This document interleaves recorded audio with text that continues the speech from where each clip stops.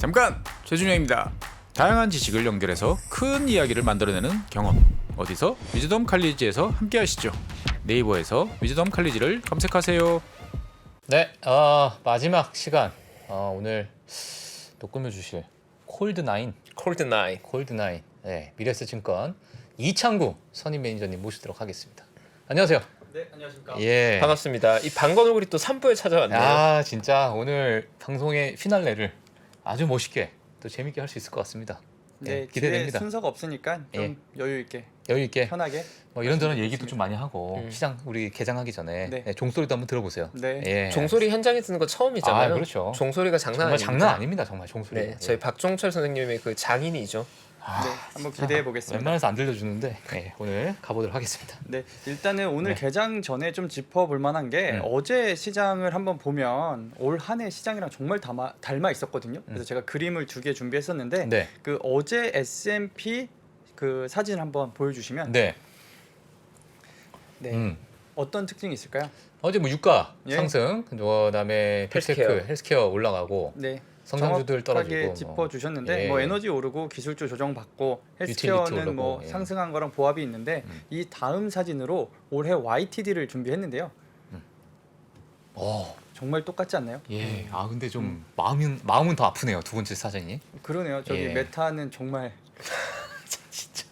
저 숫자가 와, 49야, 49. 와. 예, 그렇죠. 예. 그러니까 제가 이거를 처음 그림으로 준비한 거는 예. 사실 올 한 해 흐름을 어제 시장에서 많이 보여줬다고 생각하거든요. 그러니까 근 며칠 동안 기술주가 반등하긴 했으나 예. 유가가 100불이 깨지지 않았고 다시 110불 위로 올라왔단 말이죠. 음. 그리고 오늘도 제가 지금 들어오기 전에 미국 선물이랑 종목별로 장전 흐름을 봤었는데 어제 좋았던 친구들이 조금 더 좋았던 상황인 것 같아요. 물론 장 개시하고 어디로 흐를지는 봐야겠지만 네.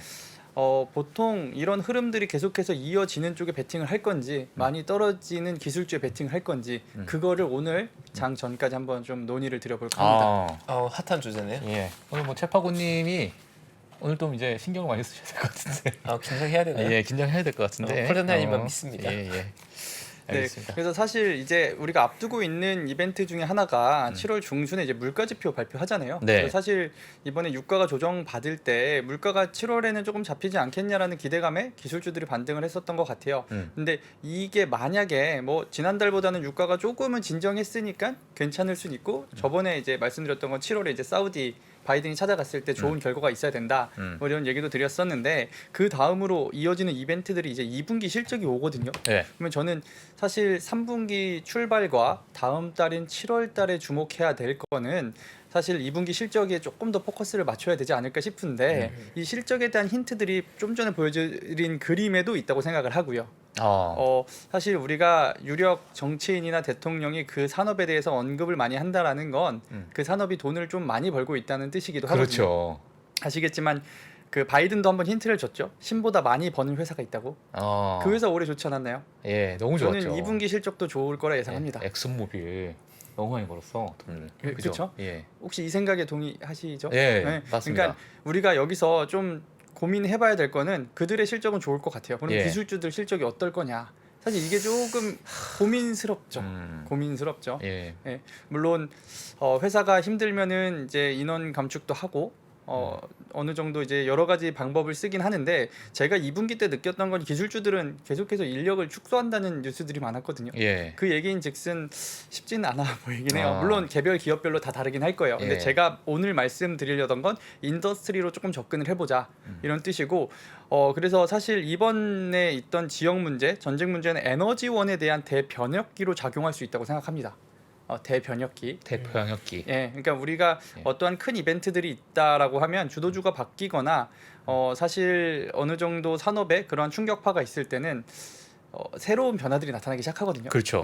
그래서 첫 번째로는 정유와 천연가스 쪽 실적이 좋을 것 같고요. 음. 두 번째는 태양광과 원전 이거 한국 시장에서도 상당히 핫하잖아요. 음. 그리고 미국에서도 상당히 핫한데 제가 태양광을 조금만 더 줌인해서 비교를 해보겠습니다. 이게 작년 시장이랑 좀 오버랩을 시켜봤는데요. 네. 작년에는 이제 계속 언급드렸던 비트코인이 좋았고 올해는 에너지원이 좋은데 이 에너지원이 확장되고 있는 시기거든요. 그러니까 정유주와 이런 친구들이 천연가스, 전통 에너지들이 좋다가 태양광과 원전이라는 친환경까지 끌어당기고 있는 상황이거든요. 네. 처음에 하락했을 때 기술주라고 해서 친환경도 같이 많이 빠졌었어요. 그러니까 이 유럽의 입장도 친환경의 비중도 늘리고 독일 같은 경우에는 러시아에서 수입하는 게 41%나 됐거든요. 천연가스 같은 경우가. 그럼 이걸 대체를 해야 되는데 그렇죠. 뭐 대체 루트를 찾기도 하겠지만 다른 에너지원으로 이제 빨리빨리 전환을 해야 되는데 그리고 최근에 뭐 석탄으로 또 다시 또 되돌아가는. 맞아요. 예. 뭐 백하기도 했었지만 그때도 예. 말씀드린 것처럼 올드한 산업군에서 올드한 영역으로 투자하는 것보다는 그 산업군의 효율화를 강화시킬 수 있는 곳으로 좀 고민을 해보자. 예. 이렇게 말씀드렸던 것처럼 근데 재밌는 건 뭘 오버랩 시켰냐면요. 비트코인 채굴이 가장 많이 했던 나라가 중국이었죠. 그렇죠. 네, 채굴량이 가장 많았죠. 예, 뭐 압도적이었죠. 전기료도 쌌고 예. 여러 가지 그런 환경에서 중국에서 많이 채굴이 됐다. 물론 나중에 금지를 시키긴 했지만 네. 근데 미국 입장에서는 그쪽에서 채굴이 많이 되다 보니까 본인들은 비트코인보다는 NFT를 조금 더 미루려고 했던 것 같아요. 그런 뉴스들도 많이 접하셨을 거고. 아, 그래요? 근데 NFT를? 이번에 태양광도 보시면 어. 이 얘기를 하려고 이 얘기를 앞에 드린 건데 예. 폴리실리콘이 중국이 정말 많이 생산하거든요. 그렇죠. 그러니까 물론 동남아로 넘기기도 했고 이번에 그 바이든 정부에서 동남아에서 오는 거를 조금 세금을 줄여주겠다. 그 세금을 좀 줄이겠다는 뉴스도 있어서. 근데 폴리실리콘 중국이 많이 하는데 과연 미국이 비트코인과 NFT를 비교해 봤을 때 예. 이것도 조금 저는 오버랩 시켜서 고민할 거리들을 준다고 생각은 해요. 그러니까 아, 조금 확장을 시켜 보면 그러면 태양광으로 이제 안 갈 수도 있는. 뭐 그렇게 우리가 또 그런 건 아니고요. 예. 그러니까 저는 다시 말씀드리지만 이거 폴리실리콘 안 쓰는 쪽으로 너무 간 거죠. 넘어간 거예요? 근데 좋은 의견이긴 해요. 예, 그러니까 미국 쪽은 왜냐하면 너무 독점을 하고 있으니까. 그러면은 그걸 대체할 수 있는 물질이 있을까요? 대체할 수 있는 뭐 물질? 물론 우리가 태양광 전문가는 아니니까. 예. 근데 이제 제가 생각했던 건 뭐냐면 결국에는 미국은 제조는 동맹국이나 다른 나라한테 주긴 했어요. 그러니까 그들한테 일임을 하고 너네가 힘든 거 제조해서 우리한테 주면 소프트웨어를 간장했잖아요. 그러니까 전력 그리드라든가 이 전력의 효율화가 그러니까 제가 말씀드렸던 에너지원의 대변혁기는 네. 그러니까 말 그대로 에너지원 대변혁기도 있지만 에너지를 사용하는 게 좀 더 효율화될 수도 있다고 생각하거든요. 그러니까 뭔가 인공지능을 사용해서 에너지가 정말 최소한의 사용을 하면서 최적의 효율을 극강시키는 이런 거. 근데 그런 소프트웨어는 전력 그리드라든가 여러 가지로 미국에서도 개발되고 있잖아요. 뭐 패널을 좀 나눠서 쓰는 거라든가 이런 방법들이 있는데 과연 이 부분에서 중국이 폴리실리콘 생산량이 이렇게 많은 거를 용납할 거냐 안 할 거냐. 근데 실제로 한국에서도 그들의 주가가 나쁘지 않은데 그 대표적인 그 중국 기업인 뭐 윤기실리콘이나 진코솔라 같은 경우 신고가 부근이거든요. 그러니까 제가 지난번 시간에 중국의 전기차 말씀 한번 드렸는데 그뿐 아니라 이것도 나쁘지 않았다라는 거죠. 네, 그래서 이 부분도 우리가 같이 고민을 해보시면 좋을 것 같고 예. 확연히 미국 시장 뭐 요즘에 보고 있으면 ADR 그러니까 중국에 그러니까 미국에 상장돼 있는 중국 기업들의 흐름이 미국 전통 기업들보다는 좋거든요. 네, 그래서 이게 태양광까지도 조금 확대되고 있다라고 생각을 해보시면 좋을 것 같고 첫 번째 정유 천연가스, 두 번째 태양광 원전인데 세 번째가 좀 전에 그 교수님 말씀해준 전기차. 그리고 마지막에 지금 그 두 번째 시간 끝나기 전에 자율주행 얘기 주셨잖아요. 뭐 GM의 크루즈, 뭐 테슬라 그리고 등등등이 있는데 제가 올해 내린 결론은 테슬라, 중국의 3인방 그리고 현대기아가 반등 중에 있죠. 최근에 이번 주 들어서 사실 한국에 있는 자동차 기업들도 좋았어요. 근데 이들의 결판은 자율주행에서 날 거라는 많은 분들의 의견이 있잖아요. 근데 저는 그 결판이 올해는 아닐 것 같습니다. 올해 결판 나진 않는다. 네, 왜냐하면 올해는 기술적 혁신이 아직 현실로 다가오긴 힘들 거라 생각하거든요. 예. 그러니까 물론 한 회사가 갑자기 뭐 자율주행 데이를 열면서 엄청난 혁신을 보여주려면 이미 기술적 완성도가 상당히 높게 와야 되고 그 전에 좀 법적인 제도들도 좀 정비가 돼야 되거든요. 그러니까 제가 봤을 때, 그러니까 실제로 저도 이제 포트폴리오 내에서 올해 저에게 가장 큰 타격을 줬던 건 자율주행 관련주기도 해요. 그러니까 저 역시도 전기차 다음 박자는 큰 흐름에서 자율주행이 맞을 거라고 생각을 하고 동의하는데 이게 우리가 사실 투자에 있어서 또 중요한 게 그 시점과 타이밍. 과연 이 시대는 올해는 과연 어떠한 또 작은 트렌드를 갖고 있는지, 그러니까 역사적 트렌드는 알겠는데 올해 트렌드는 과연 어떤 건지를 봤을 때 자율주행 쪽은 조금 조심해야 되지 않을까 예. 싶습니다. 그러면 제가 지금 방금 말씀해주신 정유, 뭐 천연가스, 뭐 태양, 원전, 전기차, 자율주행 이 네 가지를 이렇게 썼는데 만약에 지금이 이제 침체가 오고 나서 주식시장이 다시 화랑기가 됐을 때 그때 이 시장을 끌고 가는 주도 섹터가 있잖아요. 그러니까 주도하는 산업군. 그 산업군이 이 네 군데 안에 있을 거라고 생각을 하시나요? 앞으로 향후 어떻게 보시나요? 네, 그렇기 때문에 언급을 드린 거고. 예, 그러니까 그러니까 여기서 어. 제일 먼저 보시는 게 네 개 다 볼 수는 없잖아. 너무 많으니까. 근데 이게 예. 이 네 개가 같이 움직일 가능성이 높다고 생각해요. 그러니까 이들의 아, 같이 업종이 움직인다고요? 상관관계가 상당히 높을 거고요. 예. 그러니까 물론 말씀하신 대로 탑픽까지 좀 찝어드리면 더 좋긴 하겠지만 예. 이제 여기서 주식 투자를 하실 때 뭔가 무조건 1등을 잡는다라는 생각보다는 10개 중에 3등 안에 들 애들을 고른다라는 생각으로 하시면 확률적으로 접근하라는 말씀인 겁니다. 아 탁월한 견해. 그러면은 만약에 지금 에너지 기업이 많이 좀 올랐어. 예, 최근에요. 그럼 지금 만약에 보고 계시는 분들도 에너지 기업의 투자를 어떻게 생각하시나요? 이게 질문이 점점 날카로워지시는데 네. 사실 이게 우리 3% 구독자분 그다음에 우리 매니저들 전 세계에 있는 투자자들이 고민하는 거라 생각하거든요. 그 핵심은 유가가 추세를 계속 탈 거냐 안 탈 거냐인데 예. 그러니까 이미 올라 있는 에너지 기업들과 뭐 지금 말씀드린 중국 전기차 혹은 태양광을 지금에 와서 투자할 거냐 예. 아니면은 바닥까지 떨어져 있는 이제 이런 기술주들을 살 거냐인데 저는 사실 제일 안전한 전략은 바벨 전략이라고 생각하고요. 그러니까 정말 떨어져 있는 애들 중에 향후 미래 가치가 좋은 애들을 조금 담아놓고 지금 추세를 타고 있는 이 자산들을 사서 추세를 타는 것도 좋은 방법인데 네. 정말 둘 중에 하나만 골라라. 아니 그렇게까지 안 물어볼게요. 네, 아, 그래요? 예. 근데 근데 만약에 그렇다. 예. 물어보실 거였잖아요. 예. 원래 하려고 이 그랬어요. 표정 보면 알아요. 이제 물어보실 거였고 예. 제 생각엔 그래요. 그러니까 이번에 기술주 반등이 좀 너무 급하지 않나요? 좀 저는 바닥이 나오려면 물가가 잡히고 금리의 고점이 나와야 된다고 생각은 했어요. 네. 그리고 지역적인 문제도 해결이 돼야 되는. 그러니까 물론 이러한 모든 게 해결되고 완전한 상황에선 이미 주가는 여기 있지 않을 거긴 해요. 네. 그러니까 이미 좀 반등해 있겠지만 저는 가격을 너무 싸게 잡으려고 안 하셨으면 해요. 그러니까 조금 더 올라가더라도 그들 역시도 여기서 더 반등을 하고 올라가기 시작하면 바닥이라는 게 다져지고 이제 추세를 탈 준비를 하기 시작하잖아요. 네. 그때 사셔도 될 것 같고 네. 저는 개인적으로 이번 기술주 반등 때 혹시라도 뭐 플러스 전환이 되신다거나 어느 정도 낙폭이 줄어들게 되면 그들을 조금 줄이시고 에너지는 여름에 조정을 받을 수는 있잖아요. 근데 가을 겨울이 되면 다시 한번 이 에너지 가격이나 그런 수요들이 늘어날 수 있다고 생각하거든요. 예. 그러니까 제가 그때도 한번 말씀드렸던 것 같은데 추세를 타고 있는 자산이 조금 조정을 받았을 때 그때 비중을 늘려놓으면 다시 반등을 했을 때 수익률은 극대화된다.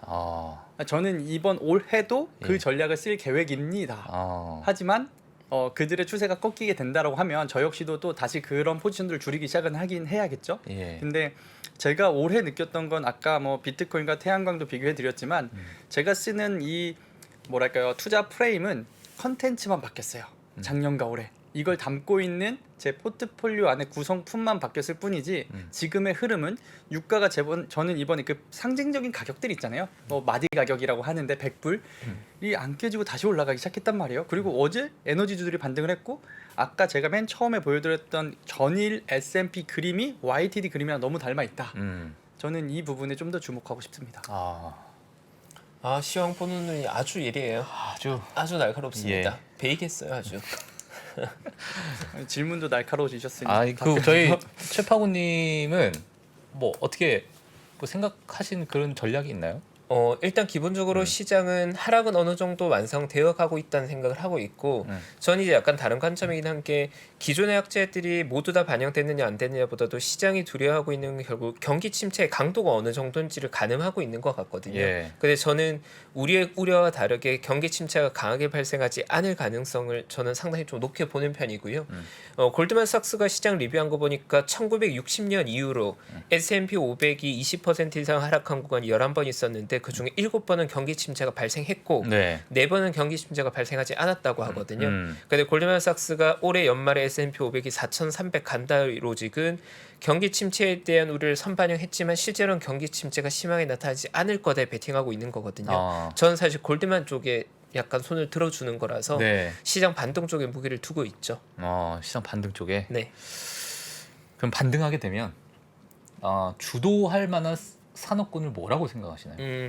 저는 사실 전기차 쪽에 베팅을 많이 하고 전기차 있죠. 쪽으로요. 네. 어, 중국의 전기차, 예. 미국의 전기차.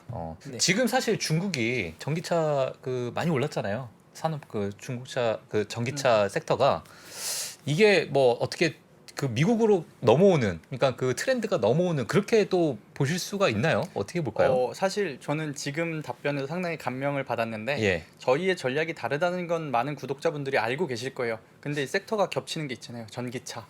그러면은 확률적으로 되게 높다고 보셔도 될 것 같아요. 왜냐면 두 다른 전략의 매니저들이 예. 공통 분모로 뽑고 있는 게 맞아요. 있다라는 건 예. 어느 정도 그쪽에 이제 우리가 저도 여러 번 말했지만 경기 침체가 오면 그걸 구할 수 있는 프로덕트와 서비스가 분명히 나와야 된다고 얘기를 했는데 다행히도 중국 전기차들이 조금 그런 주가적인 흐름은 그런 모습들을 보여주는 것 같고 예. 그러니까 지금 박 선생님 말씀하신 것처럼 다시 뭐 미국이 전기차로 넘어갈 것 같냐 작년에 시세를 너무 많이 뽑아서 가긴 가겠죠. 그러니까 그때 드렸던 고민들 중에도 하나가 중국 전기차 1등 글로벌 1등이 테슬라를 다 채우지 않았는데 중국 전기차를 사는 게 맞냐에 대한 고민들을 좀 했었어요. 근데 이제 추세는 중국이 더 강하다. 그러면은 사실 추세 투자자라고 하면 올해는 중국 전기차를 조금 더 비중 있게 할 것 같고 예. 이제 그런 흐름들에 대해서 계속 고민은 하셔야 될 것 같아요.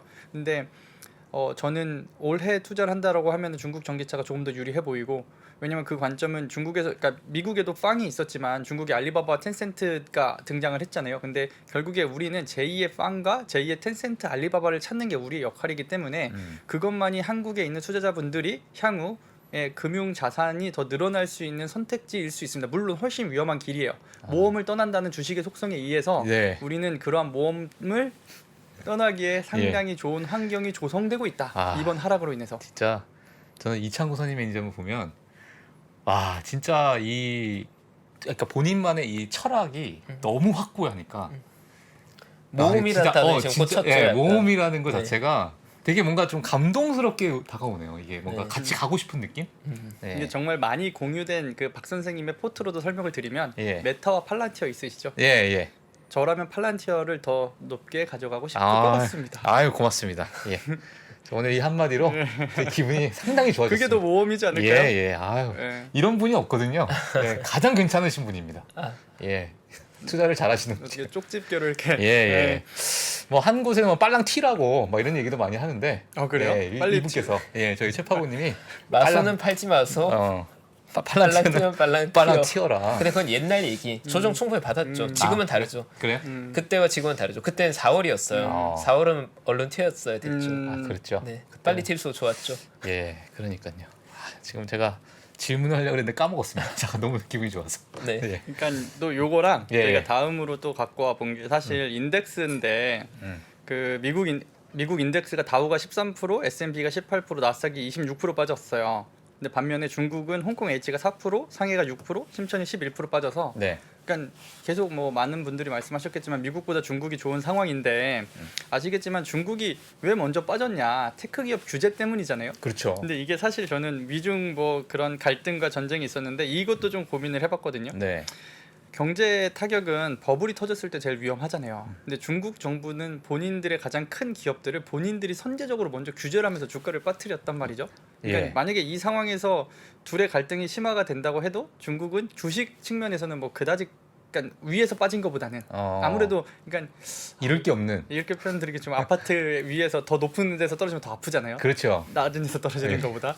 그러니까 그런 느낌이죠. 그래서 예. 본인들이 선제적으로 움직였는데 그래서 사실 우리가 경제적인 타격이라고 하면 주식, 부동산, 채권이 도미노처럼 무너지는 거거든요. 근데 이제 주식이 먼저 이제 조금 조정을 받았었고 올해는 그래도 견조한 모습인데 만약에 이번에 여러 가지 사태들이 터지면서 물가로 미국이 고생하고 있고 중국이 러시아랑 좀 더 가까워졌는데 네. 그래서 많은 투자자분들이 중국을 되게 이제 좋게 보시는 분들이 등장했고 인덱스도 좋게 흘러가고 있어요. 그래서 저는 이러한 흐름들을 봤을 때 올해 역시도 중국 주식이 조금 더 탄력을 받을 가능성이 높다. 만약에 장이 좋아진다라고 하면 이렇게 생각을 하는데 네. 하지만 언제든지 또 빠져나올 준비를 하시면서 투자를 하시긴 해야 된다. 왜냐하면 추세가 강하게 붙을 수는 있어요. 중국 주식 특징 아시죠? 정말 오를 때는 정말 터프하게 오르거든요. 빠질 때도 터프하게 빠지잖아요. 그러니까 예. 그렇다고 그걸 겁먹고 투자를 하지 말자는 아니고 지금 올해 2022년 6월 그러니까 반기를 마감하는 이 시점에서 하반기를 예측해 봤을 때 네. 중국 쪽에 좀 더 탄력이 살아 있다라는 의견을 드리고 싶고 하지만 이들의 주가가 정말 우리가 예상하는 거 이상으로 그러니까 말씀하신 대로 침체는 없었고 주가들이 다 같이 다시 반등을 하게 돼서 너무 많이 올라가게 되면 그때 또 반대의 의견을 드리긴 할 건데 네. 그걸 또 조심해서 투자를 하시긴 해야 될 것 같아요. 제가 그 중국 사실은 제가 뭐 중국 시장에 대해서 뭐 제가 많이 뭐 깊게 알 수는 없는데 알지 못하는데 제가 이제 그 외국인 투자자 비중이 한 5% 정도가 된다고 중국 시장은 근데 이제 그런 것 같아요. 그러니까 다른 외국 한국도 마찬가지고 미국도 마찬가지인데 많은 외국인 투자자들이 자유롭게 왔다 갔다 하면서 어떤 시장을 반영을 하는 뭐 매도세가 많이 나온다든지 그렇게 되는데 중국 같은 경우에는 일단 외국인 투자자가 없고 국내 그 중국에 있는 국내 투자자가 많은데 중국의 그 규제에 따라서 주가가 움직이니까 사실 외부의 어떤 글로벌적인 경제의 어떤 위험 요인이 좀 덜 반영이 될 것 같은 그런 생각을 저는 좀 해봤습니다. 정확합니다. 정확합니까? 네, 정확합니다. 그러니까 사실 글로벌하게 미국 시장 기준으로 버블이 형성되고 버블이 꺼지는 주기가 공이 같이 돌아가거든요. 글로벌이. 근데 중국은 보면 최근에 버블 꼈던 사례가 2007년과 2015년이었는데 두 번의 버블 모두 다 글로벌 시장 버블 영향보다는 국내에서 레버리지된 완화적인 정책의 수혜를 많이 봤었어요. 물론 경기가 좋을 때 레버리지에 대해서 더 완화적이기도 하지만 버블이 꺼지는 과정을 보면 특히나 중국 같은 경우에는 투자를 목적으로 레버리지 과도하게 하면 그걸 사형으로 규제해버리고 이랬거든요. 2016년에. 그럴 때 버블 꺼진 속도를 보면 지수가 뭐 한 3개월이면 그냥 반토 바로 나 있습니다. 그러니까 그만큼 중국 시장은 버블의 형성과 버블이 깨지는 과정이 정책의 의지에 따라서 완전히 결정되는 거죠. 버블 깨질 때 정말 화려하게 깨집니다. 그러면은 이게 약간의 자유시장에서 어떤 글로벌 경제에 맞춰서 내가 매도를 해야 되는데 나는 중국 시장에 투자를 해가지고 좋다 갑자기 그냥 규제를 때려버리면 이게 너무 불안하잖아요 이게. 근데 그게 그래서 중국 시장을 볼 때는 정책이라는 가이드라인이 있기 때문에 어떻게 보면 수능한다면 답지 보고 푸는 시험이라고 보는 분들도 있는 거죠. 정책에 태양광 키우겠다 그러면 태양광 가는 거고 전기차 보조금 쏘겠다 그러면 전기차 가는 거고 인프라 투자하겠다 그러면 인프라 쪽으로 가는 거라는 거죠. 그래서 좋네요. 중국 시장 볼 때는 정책의 가이드라인이 매년 연초에 나오거든요. 2월과 3월 되면 정책 가이드라인이 나오고 뭐 4월 정치구에 되면 추가적인 정책이 나오고 그 정책만 업데이트해도 가이드라인이 나온다 그 얘기를 하는 거고 실제로 2022년이 그 정책만 보고 따라다녀도 수익 내기 되게 좋은 장이었어요. 중국 시장이. 그러면 요번에 뭐 지금 뭐 얼마 안 남았지만 잠깐 짧게 하면 4월에 부양책이 나왔잖아요. 그런 부분에 그럼 그거 보고 그냥 들어가도 그럼요. 되는. 네, 그럼요. 그래서 4월 말부터 급등했잖아요, 지금. 그러니까 이거를 좀 더 논리적으로 풀어드리면, 그러니까 논리라기보다는 좀 더 공식적으로 쉽게 풀어드리면 우리가 GDP를 구성하는 게 네 가지가 있잖아요. 정부 지출, 기업의 투자, 가계 소비, 그 다음에 순수출입인데 아시겠지만 미국은 계속 그 적자를 보고 순수입국이었고 이제 중국은 순수출국이었잖아요. 그러니까 GDP가 중국한테 유리하게 돌아갈 수밖에 없는데 이 과정에서도 정부 지출을 주목하자는 얘기는 GDP를 구성하고 그들의 경제를 움직이는 축이 그쪽에 많이 있다라는 얘기거든요. 근데 이제 미국이 이번에 주식시장이 힘들고 경제 침체 우려를 했던 건 사실 기업의 투자도 있지만 가계 소비 비중이 상당히 높은 국가이긴 하잖아요. 그러니까 그 소비가 흔들리는 거를 좀 우려했던 게 이 미국 경제에 타격을 줬던 거고 생각보다 좀 산수나 이런 것처럼 조금은 가끔 멀리서 보면 이게 짧게 보면 비합리적인 시장이고 랜덤워크인 것 같은데 가끔은 이렇게 퉁 떨어져서 보면 이게 이래서 이렇게 움직였고 물론 사후적이긴 하지만 해석은 가능한 그래서 지금 최포고님 하신 것처럼 정부 지출의 규모가 크고 사실 중국 정부도 자꾸 이 시장 개방을 못하는 이유는 그런 거죠.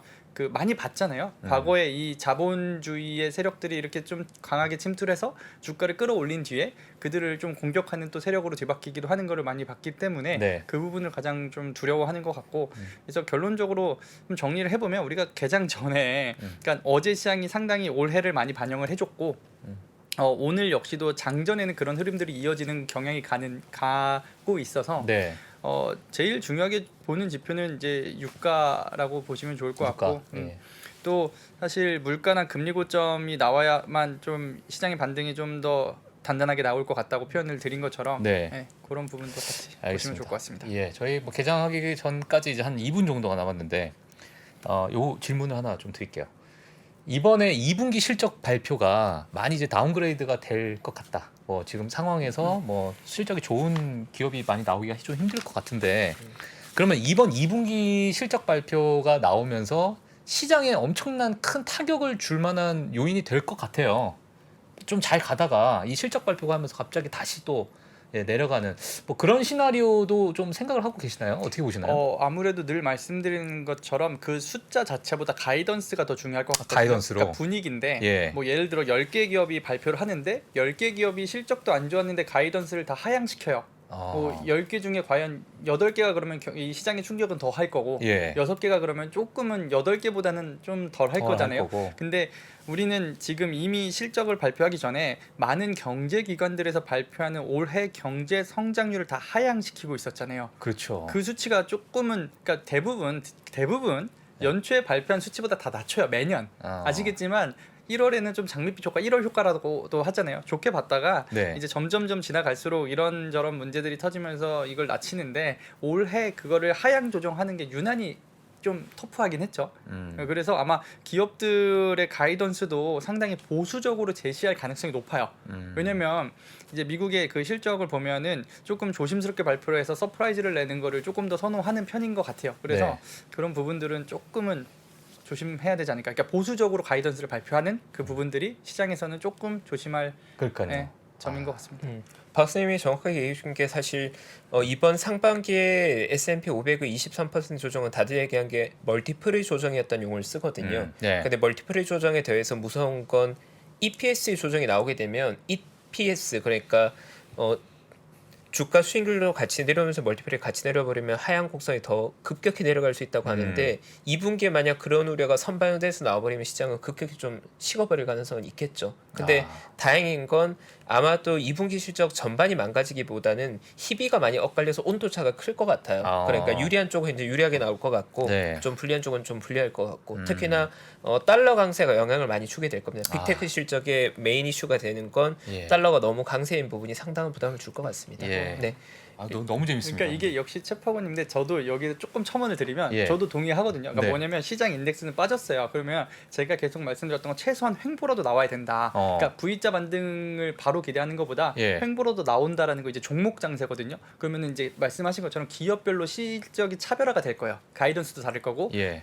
달러 강세라는 거는 그쪽 관련 매출이 많은 회사들은 조금은 선방할 거고 반대로 이제 달러 외적인 수익이 많은 친구들은 조금은 고생을 할 수도 있겠죠. 예, 알겠습니다. 지금 30분 되면 종을 칩니다. 제가 무조건 이렇게. 칩니다. 한번 박정철 쳐보실래요? 갑니다. 아니 오늘 스페셜 게스트인데 한번 치러 주세요. 네. 제가 쳐드릴까요? 네. 아주 기분 좋아 보입니다. 예. 네, 장인 정신이죠 이게. 자, 배우셨죠? 이렇게 치는 겁니다. 네. 예. 이렇게 하고 현재장 지수 체크 한번 해주면 예, 됩니다. 지수 체크를 한번 해야 되는데, 네, 머리가 맑아지네요. 예, 이렇게 네, 저희가 뭐 지금 야후를 제가 켰습니다. 네, 네, 한번. 지금 상승입니다. 네. 오늘 노트북을 노트북 연결이 지금 저희가 안 되어 있죠. 안 화면이. 되어 있나요? 네. 오늘은 저희 핀비즈 맵을 한번 가셔가지고 확인하시면서 노트북 네. 되어 있어요? 노트북 연결되어 되어 있다고 있습니다. 합니다. 네, 화면 한번 예, 띄워주시죠. 한번 띄워주시고요. 네, 하여튼 요번에 그래도 최근에 어제도 그렇고 오늘도 그렇고 계속 좋은 시장이기 때문에 네. 많은 기대를 좀 하실 거죠. 좀 맵을 한번 찍어볼까요, 저희? 나쁘지 나이키. 않은데요, 그래도. 나이키가 떨어졌네. 나이키가 어제 실적 발표하고 2%더 밀리고 오늘 약간 예. 더 밀리는 모습이고 예. 빅테크 애플과 구글이 상대적으로 좀 양호하고 에너지가 오늘 또 눈에 확 띄네요. 에너지가 네, 엑스모빌은 쉐브론까지. 제 주위에서 이제 저 엑소모빌 산 친구가 있어요. 네. 근데 요번에 확 떨어졌잖아요. 저한테 연락이 와서 야 이거 어떻게 해야 되냐. 그래서 제가 팔라고 했거든요. 엑소모빌을요? 예. 왜 그런? 너무 그러니까 처음에 좀 빠져서 일단 수익 실현해라. 이미 수익이셨구나. 예, 수익이었습니다. 수익이어가지고 수익 실현해라 이렇게 얘기를 했는데 조만간 연락 다시 올 것 같습니다. 예, 저한테. 저는 좀 눈여겨보고 있는 게 어제 오늘 맵에서 조금 눈에 보이는 게 헬스케어 섹터가 상대로 강해 보이거든요. 최근에 모건 스탠리 쪽에서 헬스케어를 많이 강조하고 있는데 그 예. 이유가 뭐냐면 경기 침체가 되면 결국은 사람들이 소비를 어떤 쪽은 줄이고 어떤 쪽은 못 줄인다는 거죠. 근데 뭐 내구 소비재나 이런 것들은 뭐 3년 쓰고 5년 쓰고 5년 그렇죠. 쓰고 10년 쓰는데 예. 건강에 관련된 건 무조건 지출해야 되는 거잖아요. 음. 그러다 보니까 헬스케어가 좋을 건 없는데 평소보다 변화폭이 좀 덜한, 그러니까 경기 침체가 와도 실적 둔화가 좀 덜하니까 상대적으로 매니저 입장에선 선호하게 되는 거죠. 아. 수급이 좀 몰리게 되는 거죠. 수급이 몰리는 네. 상황. 그러니까 다른 곳들은 작년 대비 뭐 마이너스 10% 이러는데 헬스케어 뭐 작년 대비 마이너스 2% 맞아요. 그러면 네. 수급이 올려가면서 어. 헬스케어가 경기 침체 국면에서 강세일 때가 많았다고 하더라고요. 아 근데 그러니까 마이너스 2%밖에 안 되는 모습을 보면서 오히려 수급이 올라가고 그게 그렇죠. 갑자기 급등하게 만드는. 영향을 덜 받으니까 상당히 피난처가 되어준다는 거죠. 개인 의견은 아니고 이제 모건 스탠리 최근 보고서를 봤는데 뭐, 그런 이유로 헬스케어가 대표적인 경기 방어주기도 하고 그러니까 네. 사실 이 나이키 오늘 시장 맵을 딱 보면은 어떤 느낌이 드냐면 예. 필수 소비와 재량 소비의 차이라고 생각하거든요. 어. 그러니까 이 의류는 재량 소비잖아요. 예. 그러니까 이 우리가 필수적으로 소비해야 되는 건 에너지원, 음식료 뭐 이런 업종인데 사실 말씀하신 헬스케어도 그런 쪽인 거죠. 그러니까 어느 정도 점점 더 필수 쪽 기업들의 실적은 어느 예. 정도 힌트가 나오는 것 같고 혹시 이창구 선임 매니저님은 헬스케어 쪽도 포트폴리오에 관심이 좀 있으신가요? 어떻게 와, 보시나요? 이게 예. 저도 사실 언급을 계속 드리고 싶었던 섹터긴 해요. 예. 그러니까 우리가 금리 인상기에는 성장주가 쉽지 않다고 해서 예. 헬스케어가 이제 또 두 종류가 있잖아요. 현금 흐름이 잘 도는 헬스케어가 있고 현금 흐름보다는 좀 더 기술력으로 승부 보는 섹터들이 있는데 그러니까 흔히 말하는 성장 바이오들. 예, 바이오들. 금리 인상기면 기술주랑 엮여서 많이 하락하기 마련이고 사실 쉽진 않았던 것 같아요. 예. 그러니까 이거를 조금 이분법적으로 그러니까 두 분류로 나눠서 생각을 하셔야 될 것 같긴 한데 네. 저는 헬스케어보다 더 좋은 선택지를 앞서 말씀을 드렸고 음. 우리 돈은 항상 한정돼 있는 자원을 갖고 배분을 해야 되기 때문에 그렇죠. 그러니까 물론 아까 말씀드린 것처럼 뭐 1등을 채우면 2등을 고려한다 이런 표현처럼 에너지를 채우셨다면 헬스케어를 고려해 보실 법도 할 것 같지만 그 전에 먼저 채우셔야 할 섹터가 있는 것 같습니다. 아 정말 시간은 한정돼 있고 돈도 한정돼 있고 여기서 정확하게 시장을 봐야 되는 그 관점. 자, 모험을 한번 떠나야 되겠습니다. 이제 같이 모험 한번 가시죠. 네 좋습니다. 예. 함께 뭐 늘 환영이죠. 예. 네. 아, 좀 더 얘기할까요? 네 뉴스 오늘 업데이트 할 거 좀 남아 있나요? 네, 뉴스 사실 그 빅마우스 중에 그 마이클 버리가 물가가 잡힌다고 의견을 줬어요. 소매업체 재고 급중으로 물가 내리고 연준은 긴축이 늦춰질 것이라고 했거든요. 그러니까 빅마우스 중에 사실 이러한 인플레이션이 왔는데 계속해서 디플레이를 걱정해야 된다라고 했던 대표적인 인물은 아크의 그 캐시우드였잖아요. 예. 근데 이제 마이클 버리까지 이쪽으로 붙었다는 거거든요. 그러니까 이제 빅마우스 중에 이제 점점 이쪽이 늘어나는데 그렇다고 해서 우리가 벌써 뭐 물가도 안 잡혔는데 디플레이를 논하자는 건 아니고 이것도 마찬가지인 것 같아요. 시장에서 빅마우스나 좀 대가들이 10명이 있다라고 하면 그들의 퍼센테이지에 따라서 시장의 그런 분위기가 좀 바뀌거든요. 그러니까 이들이 선호하는 업종이나 뭐 그때도 말씀 주셨던 것처럼 이거 오픈한 거면 본인들 포지션 이미 구축하고 오픈하는 거 아니냐 뭐 이런 얘기도 누가 주셨는데 리듬이고 흐름인 것 같습니다. 그러니까 정확한 숫자보다는 리듬과 흐름이라고 생각하거든요. 그러니까 우리가 다음 달 7월에 있어서 물가를 보려는 것도 과연 40년 대비 최고치가 나온 전월에 있던 물가가 조금 꺾일 것이냐 아니면 유지나 올라갈 것이냐 요거에 계속 집중하는 거잖아요. 그러니까 예. 결국엔 방향이 중요하고 리듬이 중요하다고 생각을 합니다. 그래서 오늘의 뉴스는 네. 마이클 버리도 붙었긴 했지만 아직까지는 더 많은 대가들이 붙어야 된다. 아 마이클 버리가 공매도가 끝났나 보네요. 그죠? 이거에 대해서 조금 더 확장해서 설명을 한번 드리면 예. 사실 그 뭐 연준 의원들이나 제니 넬런 재무장관도 많은 코멘트들을 하잖아요. 뭐 그 트럼프 정권 때는 대통령도 많이 코멘트를 달았었고, 근데 실제로 구글 트렌드들이 움직이는 걸 보면 이게 좀 인터넷 방송용어긴 한데 어그로 끈다고 하잖아요. 예. 그러니까 굳이 이게 좋은 뉴스만이 주가를 끌어올린다고 생각하진 않거든요. 좋은 거랑 안 좋은 건 항상 같이 올라가기 때문에 왜냐면 관심이 그만큼 높다라는 거니까. 그렇죠. 근데 요즘에 이제 뉴스 키워드 이 오늘 보시는 맵에 있는 그런 기업들이 사실 에너지 같은 경우는 정말 몇십 년 만에 주목받고 있는 거거든요. 그러면은 우리가 이런 거를 검색해보고 뉴스가 나오고 뭐 이런 유명 인사들이 언급을 해준다라는 건 뉴스의 플로우나 키워드들도 상당히 빨리 많이 늘고 있다라는 거거든요. 그래서 제가 이제 주식시장 자체나 가격 자체보다 실생활이 먼저 움직이고 그 다음에 주식 가격으로 반영이 된다라고 설명을 드리는데 네. 이 부분도 마찬가지라고 생각을 해요. 그러니까 우리가 전쟁이 일어났고 유가가 올랐어요. 근데 이런 기업들은 그 처음부터 막 이런 퍼포먼스를 계속 주가 퍼포먼스를 보여준 건 아니거든요. 그러니까 뉴스 플로우들이 계속 많아지다 보니까 그거들이 이제 주가에 계속 반영이 되는.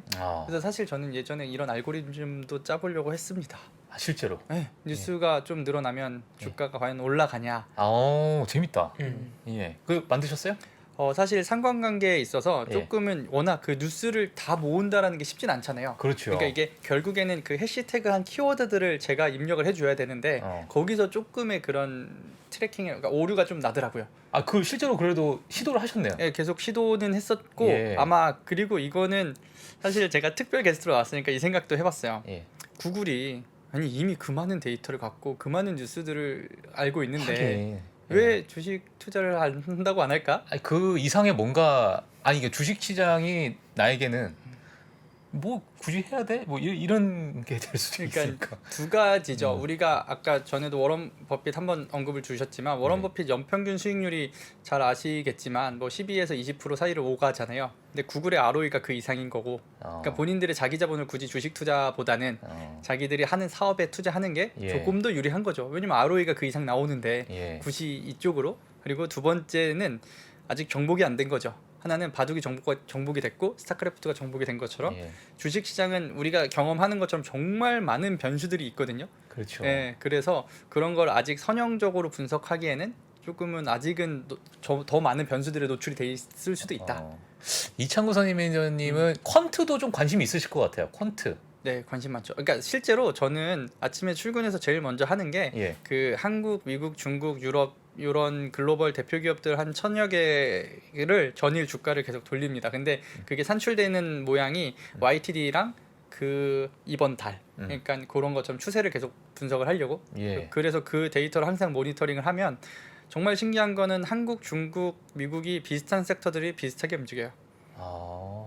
그래서 계속 유비 추리를 해야 된다는 말씀을 드린 거고. 예. 그러니까 예전에는 이런 인터넷이나 정보통신이 발달하기 전에는 그런 얘기도 있었잖아요. 선배의 선배들 얘기긴 한데 미국에서 어떤 섹터가 오르면 한국에서 그거 투자하면 그날 좀 오르고. 왜냐면 아직 이런 정보의 형평성이 조금 덜했던 지금은 시기니까. 어떤가요? 그러니까 제가 느끼는 건 예. 우리가 시간이 사실 한국이 좀 더 빠르고 중국 넘어서 유럽 넘어서 미국으로 가고 하루가 지나가잖아요. 네. 요즘에 느끼는 건 한국 시장이 조금 더 빨리 움직인다. 그러니까 뭐냐면 미국이 한국을 따라간다는 표현은 아니고요. 그러니까 이 트레이더들이 한국 시장 만약에 24시간을 매매를 한다라고 가정을 하면 한국 시장에서 그러한 산업군들을 먼저 반영하는 것 같고요. 그러니까 물론 제가 지금 드리는 말씀은 산업군에 국한하는 거기 때문에 이거보다 더 큰 영향은 금리와 환율이긴 해요. 그러니까 외국인들이 올해 내내 계속 빠져나갔다는 건 환율 영향이 제일 컸던 것 같고. 네. 근데 이걸 떠나서 우리가 산업만 보자 한번. 산업만 봤을 땐 한국 시장을 보고 미국 시장을 조금 투자하시는 것도 힌트가 되긴 하실 것 같아요. 왜냐면 거기 우리로 따지면 우리의 외국인 플레이어들이 거기서도 플레이를 할 가능성이 높거든요. 그렇죠. 예.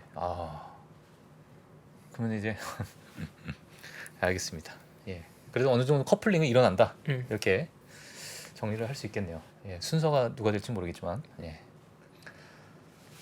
참 시간이 근데 날아가네요. 하다 보면 네. 이게 진짜 다 뭐 궁금한 거 다 나오다 보면 너무 이제 방송이 하여튼 뭐 정리가 안 될 것 같고요. 자, 오늘 저희 또 스페셜 게스트로 미래에셋증권의 이창구 선임 매니저님이 나오셨는데 뭐 세 번째 시간 어떠신가요? 시황. 이거 뭐 개장 시간. 예. 일단은 종소리가 너무 명쾌해서 머리가 진짜 맑아지는 소리인 것 같아요. 그래서 네. 저는 개인적으로 출근해서 주식시장이 열릴 때 가장 설레고 네. 매일이 행복하거든요, 사실. 예. 근데 오늘 미국 시장도 이렇게 구독자분들과 함께 할 수 있어서 예. 정말 행복하고요.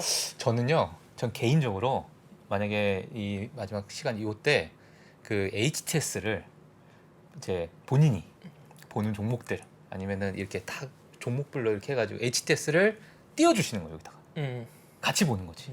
종목별로 뭐가 올라가고 떨어지고 예를 들어 그냥 포트폴리오를 내부로는 약간 부족함이 있으니까. 우리 다 오픈해 달라는 거죠. 채파고랑 예. 우리 저의 포트폴리오를 이제 공개하라고 하세요. 아니 한번 추진해 보도록 하겠습니다. 예, 추진해 보도록 하겠습니다. 자, 오늘 저희 또 스페셜 게스트 이창구 선임 매니저님 시간이 늦어서 보내드리도록 하겠고요. 오늘 나와주셔서 너무 감사합니다. 네.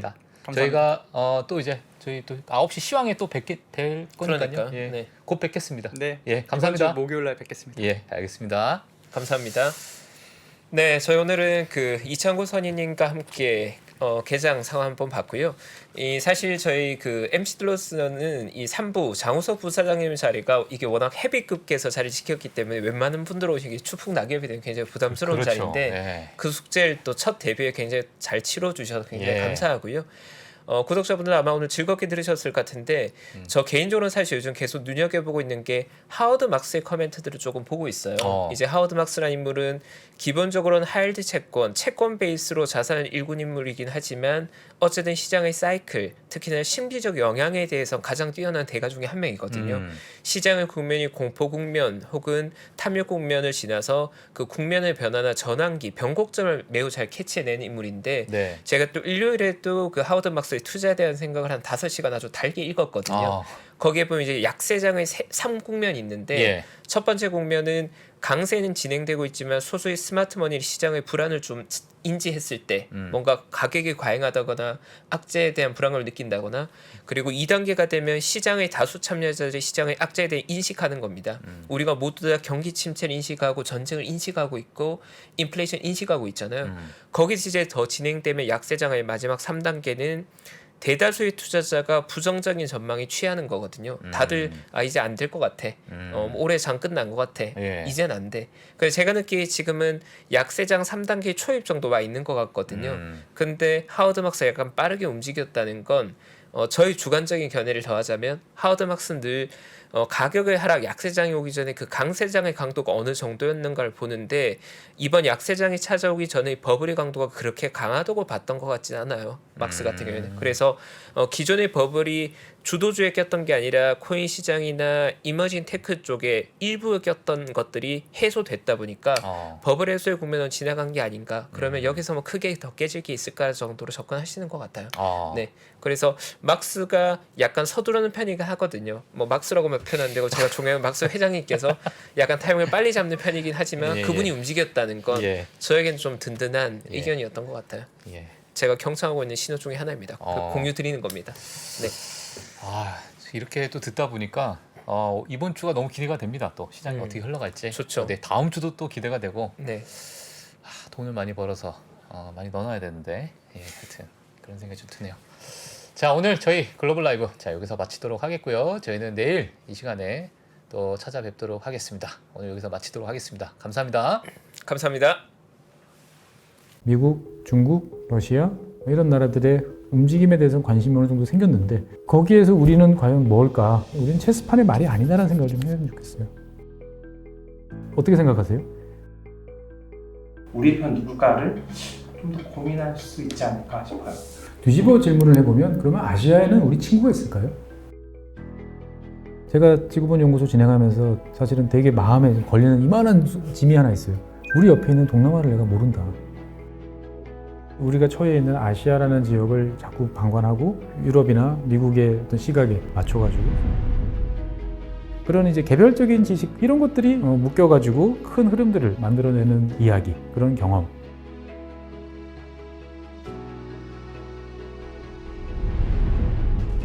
작고 잡다한 지식이라도 그것들을 절대 무시하지 말라. 나는 그건 되게 긍정적이고 그런 지식들을 연결해서 말 그대로 위즈덤이잖아요. 정말 현명해지고 뭔가 남들하고는 좀 차별화된 그러한 관점 그리고 그러한 비전